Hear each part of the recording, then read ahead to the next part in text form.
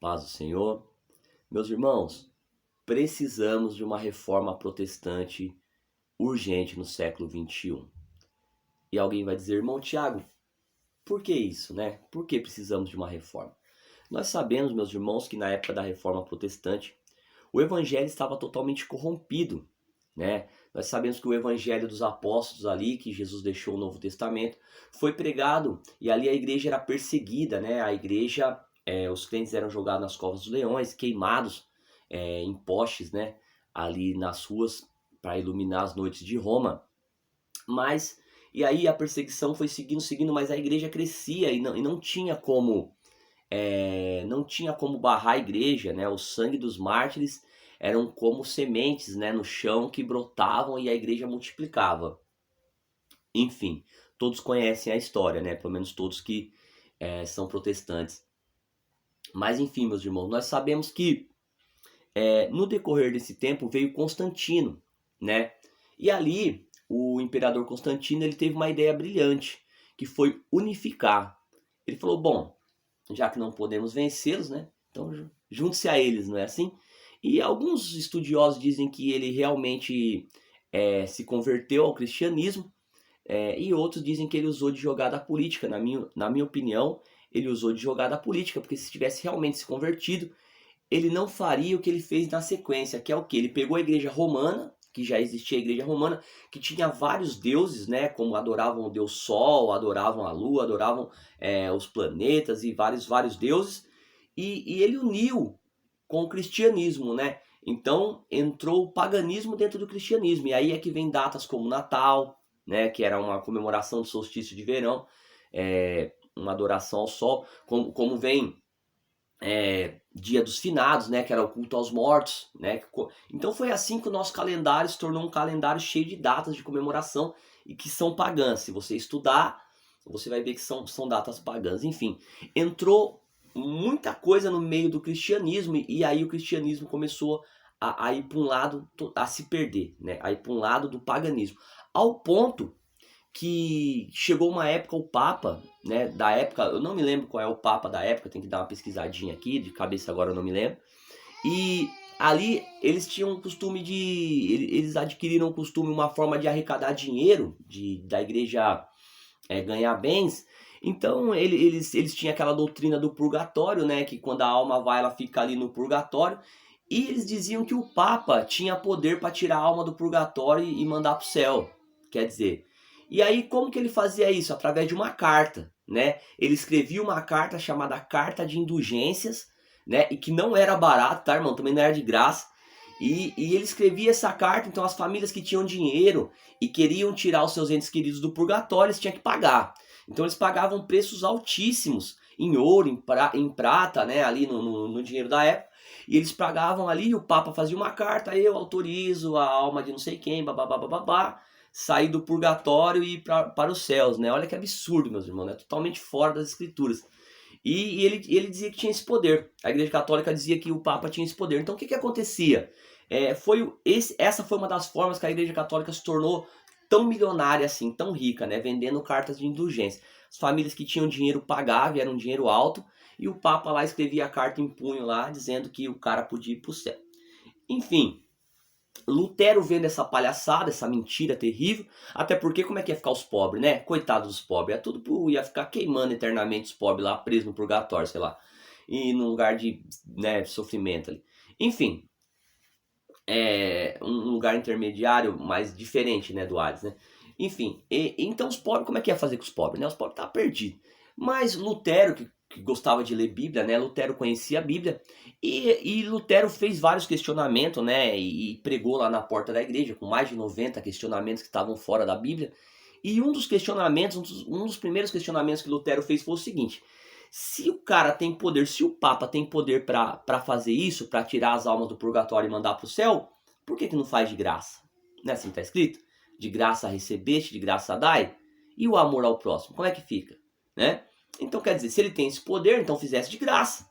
Porque aí ia salvar milhões de almas, né? Ele ia ficar com a manchada e tudo mais, mas ia salvar milhões de almas, né? Então Lutero questionou essas coisas e claramente queriam arrancar a cabeça dele, né? Porque quando ele mexeu com o dinheiro, aí complicou, né? E aí, o que isso tem a ver com nossos dias atuais? Irmão, nós estamos passando pela mesma situação. Entrou todo tipo de misticismo, né? De misticismo, de paganismo, e entrou todo tipo também de doutrina focada no dinheiro, nas coisas materiais dentro das igrejas. O que é um engano e um absurdo terrível. Está totalmente fora das escrituras.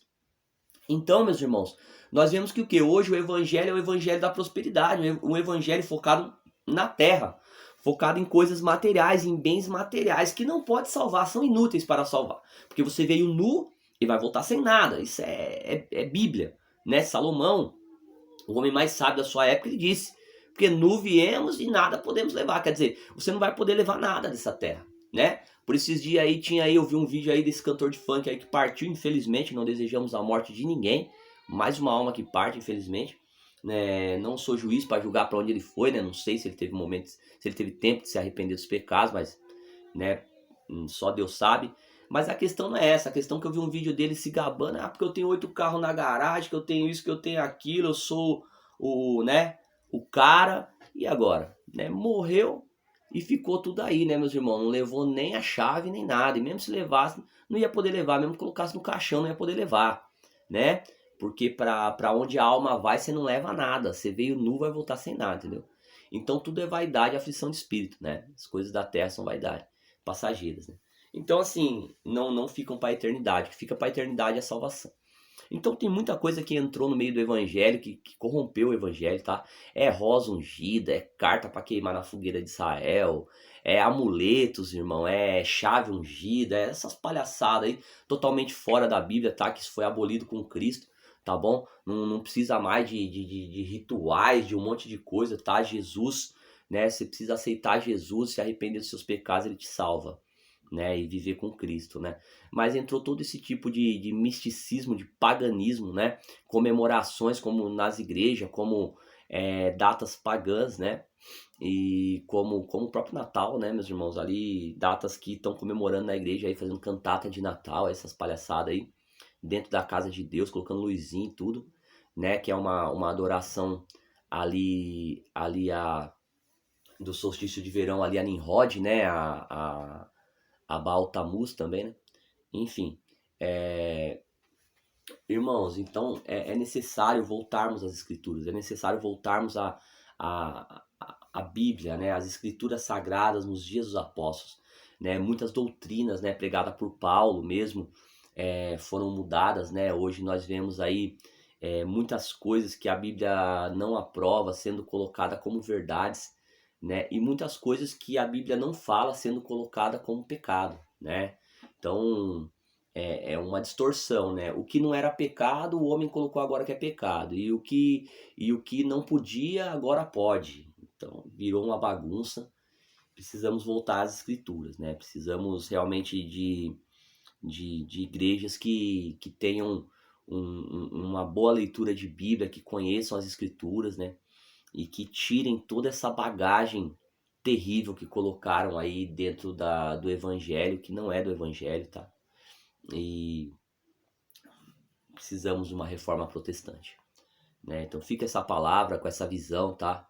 Nós precisamos agir, precisamos cada um tomar a tua cruz e zelar pelo evangelho verdadeiro, o evangelho das escrituras, tá? Porque o que as escrituras não diz, nós não podemos dizer, né? E o que ela diz, nós não podemos tirar e falar que não, não, porque eu acho que é dessa forma, eu acho que é de outra forma, né? Porque nós vamos daqui a pouco começar a falar que os apóstolos estavam errados, que Paulo estava errado, que Pedro estava errado, né? Daqui a pouco vai falar que Jesus estava errado também.